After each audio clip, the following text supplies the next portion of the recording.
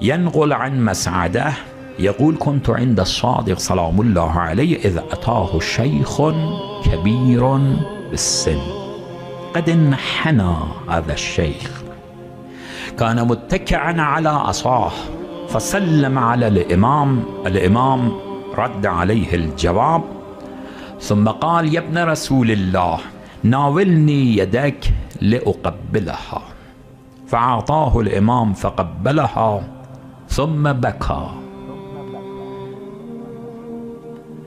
في لحظات فكروا في حال هذا الراوي، بكى ثم قال أبو عبد الله عليه السلام: ما يبكيك يا شيخ؟ شنو بك؟ لماذا تبكي؟ قال: جعلت فداك أقمت على مهديكم منذ 100 سنة.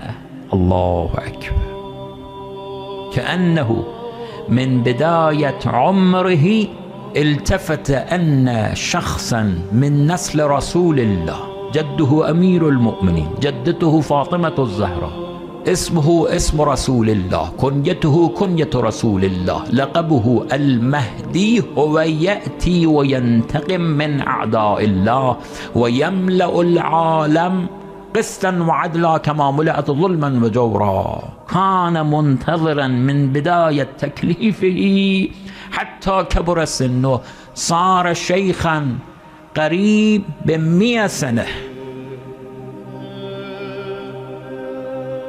قال: أقمت على مهديكم منذ 100 سنة، أقول هذا الشعر وهذه السنة، وقد كبر سني ورق جلدي ودق عظمي واقترب أجلي، ولا أرى فيكم ما أحب، أراكم مقتولين مشردين، أرى أعداءكم يطيرون بالأجنحة، وكيف لا أبكي. فدمعت عينا أبي عبد الله عليه الصلاة والسلام. الإمام الصادق إذن ببكاء هذا الشيخ بكى، ثم قال: يا شيخ إن أبقاك الله حتى ترى مهدينا كنت في السنام الأعلى، يعني في الدرجة العالية في الجنة. هذا شأن المنتظرين، شأن الباكين في فراق الإمام عليه الصلاة والسلام. لا بس أنت تحب صاحب الزمان بمحبة عادية وتأكل دائما ببركة صاحب الزمان وتعيش في أمن وأمان، بهذا المقدار تعتقد بصاحب الزمان،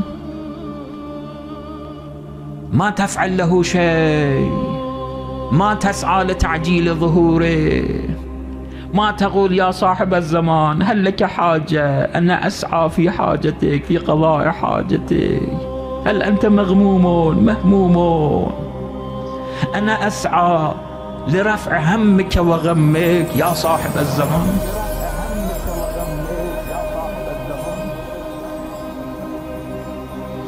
قال: يا شيخ إن أبقاك الله حتى ترى مهدينا كنت في السنام الأعلى، وإن حلت بك المنية قبل ظهوره جئت يوم القيامة مع ثقل محمد صلى الله عليه وآله ونحن ثقله، يعني أنت معنا يوم القيامة لو تموت قبل الظهور.